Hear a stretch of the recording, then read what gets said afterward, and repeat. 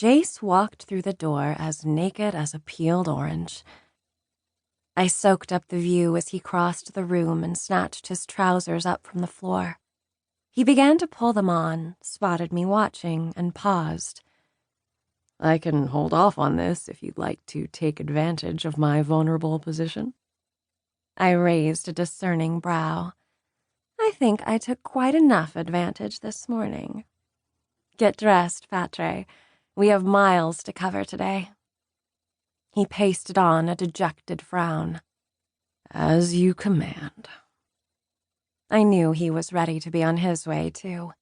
We had made good time, but between the trip to Marabella and now our trek back, we'd been gone from Tor's watch for over 2 months. He pulled on his shirt, his skin still steaming against the brisk air. The tattooed wing on his chest glistened in a soft fog. Our lodgings had afforded us a hot spring. We had soaked miles of travel from our skin last night and again this morning. It was a luxury neither of us was eager to leave behind. I walked to the window while Jase finished dressing. The manor was mostly in ruins now, but hints of its greatness shone through. Intricate blue-veined marble floors that still had some shine in hidden corners, towering pillars, and a ceiling that once held a painting, bits of cloud, a horse's eye, and a beautifully rendered but disembodied hand gracing the broken plaster. Was this the home of a ruling ancient? Aaron Ballenger himself? The opulence whispered like a dying swan. The surrounding grounds were sprinkled with crumbled outbuildings that seemed to extend for miles. They hadn't withstood the ravages of falling stars and time, forests now pulling them back into the earth with their gentle emerald fingers. Even the manor, nested high on a rocky ledge, wore a leafy headdress of trees and vines. But at one time, long ago, it must have been perfectly beautiful and majestic. Whoever had once wandered these halls probably thought it would be perfect forever. Before we left Marabella, the king's aide, Sven, had drawn out a northern route for us that paralleled the Infernator. The map included multiple shelters and even a few hot springs. It was a slightly longer route, but one he said would be less affected by weather. We were heading into the stormy season, and the Infernator exuded a permanent warmth.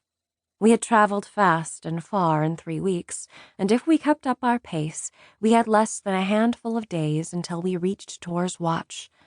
As we drew closer to home, I heard the excitement rise in Jase's voice. He was exuberant about the changes we would make. We had a plan. He had things to do. I had things to do. And we had things we would do together. Even though I had fears about our return, I was mostly exuberant too. I could finally admit that I loved Hell's Mouth. It hummed in my blood like it had that first day I rode into it. Only this time I wouldn't be an intruder looking for trouble. I'd have trouble riding right beside me, and I would be a part of it all, helping Tor's watch to become something more. It was all we had talked about our first week on the trail, staking out the boundaries for this new tiny kingdom and revising the rules of trade. Any lingering hopes anyone entertained of taking over the arena and Hell's Mouth would be quashed, especially once they learned that Tor's watch's sovereignty was to be formally recognized by the Alliance. It was to become the 13th kingdom, or the first. I smiled, thinking of Jase's audacity in the face of the Queen's generosity to insist on being named the first. My role as liaison was not just an honorary position.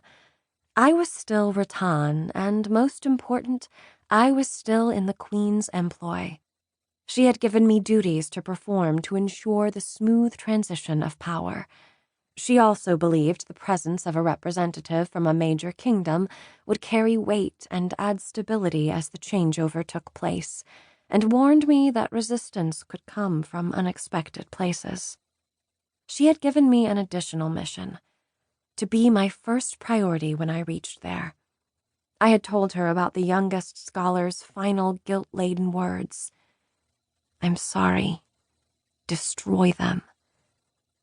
While we'd believed all the documents burned, where there was even a fragment of doubt, there was a mountain of concern. "Secure those papers, Kazimira, and if you can't safely send them to me, destroy them. We have no idea what information the scholars escaped with after the fall of the Commissar, or what they have developed since. We don't want these papers to fall into the wrong hands if there's even the slightest chance for a repeat of the carnage. Or worse." Worse? There was only one thing worse than the great battle: the devastation. Only a handful had survived, and the world still bore its scars. I promised her it would be the first matter that I addressed. She also asked me to send a history book or two if there were any to spare. I'd like to read more about this land. Grayson Ballenger was a brave leader, so very young but determined to protect his charges against scavengers. It doesn't always take an army to save the world. Sometimes it takes just one person who won't let evil win. It's heroes like Grayson and those 22 children who inspire me. The Queen. Inspired. She didn't seem to grasp that she inspired most of the continent. She inspired me. She made me see myself differently. She saw me as someone worth saving in spite of my rags and past. She inspired me to be more than what others expected of me. I dared to believe I could make a difference because the Queen had believed it first. Even when I landed our whole crew in prison, she didn't give up on me. And now, with some pride, I knew she counted on me. I imagined that by now Gunnar had found the mysterious papers and would be trying to decipher their secrets. But regardless of what they contained, Gunnar would be required to hand them over to me, no matter how loudly he protested. Tor's watch would forfeit the recognition of the Alliance if the Ballengers didn't comply. In any event, I had my own means to make him hand them over. Nothing would stand in the way of me keeping my promise to the Queen, or in the way of Tor's watch becoming a recognized kingdom. It wasn't just Jase's dream, it was mine too. And it could be that by now the papers had been brushed aside while Gunnar was consumed with other matters, like preparing for Jase's return. Jase had sent Gunnar a message saying he was on his way home and he had good news to share. That was all he was willing to tell him.